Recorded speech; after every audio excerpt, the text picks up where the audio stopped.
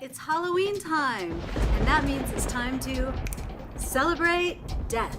I'm Angeline Duran, and I am going to do a series of short videos about the topic of death in the ancient Southwest. We're going to talk about parties, funerals, mummies, and even dogs. I've decided to make this intro festive because the Southwesterners are known for Dia de los Muertos, an Aztec tradition that may even go back further than that. And it's a time to celebrate the dead and remember our ancestors. And we love to remember our ancestors well. We love to invite them back to have a good party with us. So let's have a little death party and talk about some death customs of the ancient Southwest. I'm also taking this opportunity to shamelessly promote my handmade bead art. If you love these videos, or if you get something out of it, or you enjoy it, a really nice way for you to give back might be to purchase a gift for somebody else or for yourself. I made some specifically for this season of Dia de los Muertos. Let me tell you a little bit about what this is. The Huichol of Mexico are a fascinating tribe. 1/3 of the people in the population are considered to be shamans. And what they are best known for is keeping themselves secreted away from the public and from any influences from Westerners throughout history. They preserve many of the customs from the ancient Southwesterners, the ancient Aztecans. And so their customs are something we can study and learn about more modern tribes in the American Southwest. What they're known for to most people is their famous style of art, where they take tiny glass beads and they press it into a mixture of beeswax and pine pitch and make wonderfully designed animals and jewelry, and that's what this is. I've taken beeswax and pine pitch and placed it on a wooden form to make a Dia de los Muertos mask. I've done a couple of them. I may do a couple more, depending on how much time I get. I also make meditation mandalas based on Eye of God, prayer mats, and ceremonial bowls. So check out my website, theancientsouthwest.com. Thank you for that. And now, on with the show. What is El Dia de los Muertos, or Dia de Muertos, or Day of the Dead? In historic times, it's celebrated from the afternoon of October 31st until the evening of November 2nd. It's a time when we welcome the spirits of our ancestors back into our homes. These are days when dance, joy, colors, music, food, all of the things that are the joys of life are brought into the home and offered to our ancestors. Beautiful ofrendas, altars, are created for the dead, and it is to invite them back to have some time with the living.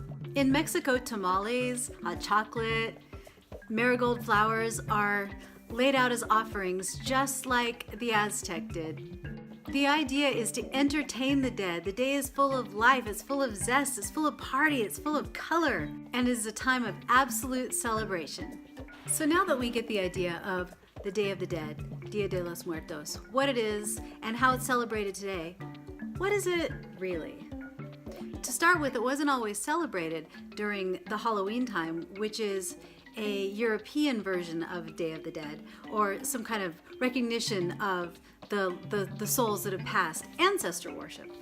This version of Day of the Dead that was celebrated by the Aztecs was actually in August. And it was 2 feast days, Feast of the Little Dead Ones and Feast of the Adult Dead Ones. After the arrival of the Spanish, the Aztecs changed this ritual to be celebrated in the Western time of year on October 31st, but that was merely to mask the fact that they were holding on to an ancient custom guised as a European tradition. So what's the deal with all this celebrating of death? Well, do we celebrate life? Life and death are 2 sides of the same coin. You can't have one without the other. It's this fundamental understanding of a duality of creation. When you have life, you have to have death. And in order to have life, you have to have death. When something dies, it decomposes, it goes to the earth, and from the earth springs up new life.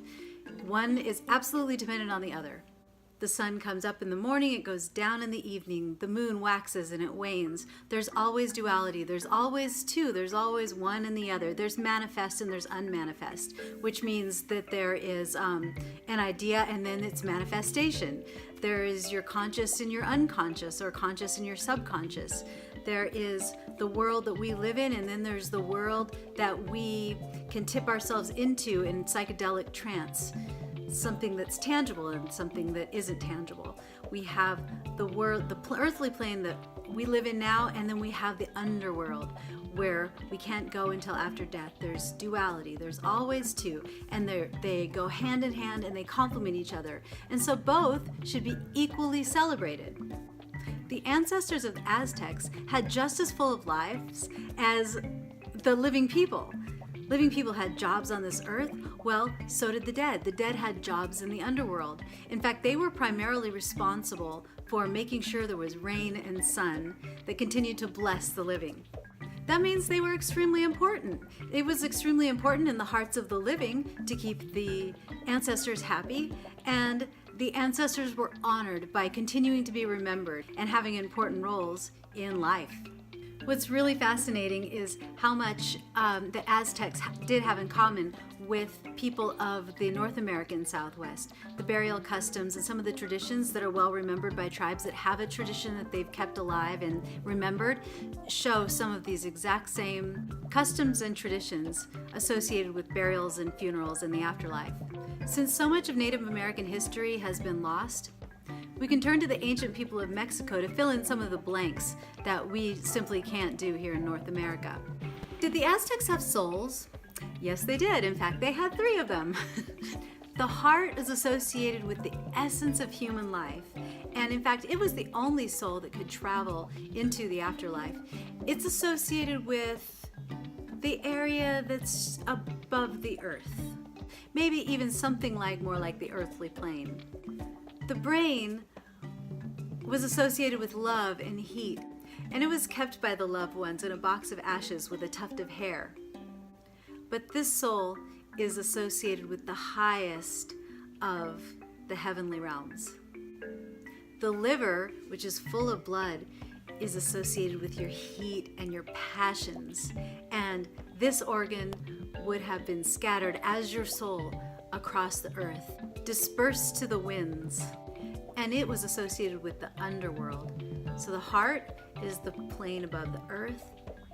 The brain, it's the most heavenly of the upper worlds, and the liver associated with the underworld.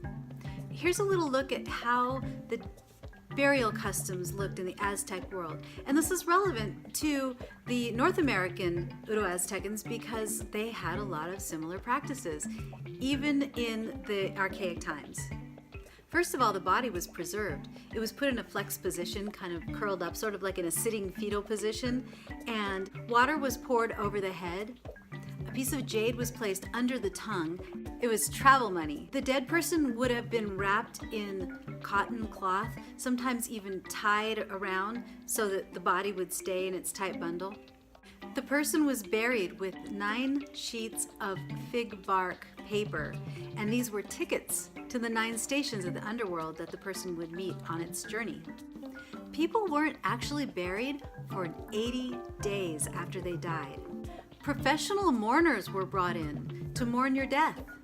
Within 4 days after your death, little statues, little effigies of you were made so that mourners could channel their sadness and their fears and their mourning into these effigies of you. Most people were buried, but if you were very noble in your society, you would be cremated. Cremated remains would be placed in a jug or an urn or a pottery vessel of some kind and actually buried at your home. What's exceptionally fascinating about these burial customs that I just described to you of the Aztecs is that it is similar to the people that came much before them in the North American Southwest. The basket maker culture, the culture that was the pre-agricultural culture, from about 7000 BCE to about 750 AD, when the Pueblo culture came up from the south. The old people, the old ones, they celebrated death in much the same way. They prepared the body in a flexed position and covered it with cloth, and tied the body in exactly the same way. They would bury the body within the home in a pit inside the home underneath, and the home cave area, living space where the person had been buried, would continue to be used. Sometimes they were buried in old storage chambers that had been used for food. And they were buried with grave goods, things that would help them in their journey in the afterlife. So where do these ideas come from? Do they come from the ancient North Americans and traveled down through the Americas, and then these customs gathered some momentum and some differences and some changes and then brought back up to North America in a slightly changed form? Or is this just the way of the people? That's the interesting question. It can't really be said that this is just how people do it, because with the influx of the Athabascans from the north, this would be the people that became the Navajo, for example. They had entirely different burial customs. In fact, whereas the people, the Uro-Aztecans, celebrated the dead, everybody was involved in the mourning, everybody was involved in the party to send this person on their way and was very much invested in the afterlife of the deceased. The Athabascans did not share that custom at all. In fact, there was something more like a taboo of even discussing the deceased. Very few members of the family remained with the dead body to attend to it and prepare it for its final resting place. And once the person was gone, there was a taboo against discussing the dead, because it might invite that person to come back in an unhealthy way from the dead and walk amongst the living. You can see the contrast. One that has a party and says, "Come back, please, we want to see you now, we want to see you every year," to a culture that did not believe that the death had any place amongst the living and wanted them to stay in their deathly realm apart from the living. I have on purpose not dived into the specifics of tribes that have names today, like Hopi, like Navajo, many of the other tribes, because there are a myriad of customs that were developed after the Pueblo times, or because of the Pueblo times, or even in more recent times, or with the advent of Christianity. I think not everybody is totally clear on when these customs began, because they all feel like they were there since the beginning of time. And I don't want to be disrespectful to anybody's culture by explaining something that might sound wrong to them, because it comes from an era that might have been thousands of years before that culture became what it is today. So these are the broad strokes of Uro-Aztecans and their southwestern style of burial customs, and how it contrasts to some of the newer people who came after those original Uro-Aztecans, and how their differences contrasted with what was there. But I think a really cool lesson that we can take away from this, that we can just apply to everyday life, whether living or dead, but especially during times of mourning a lost loved one, is that death is part of life. Life is part of death. And it's all natural, and it's all beautiful, and it should all be celebrated, or at least honored. I honor you. Happy Dia de los Muertos!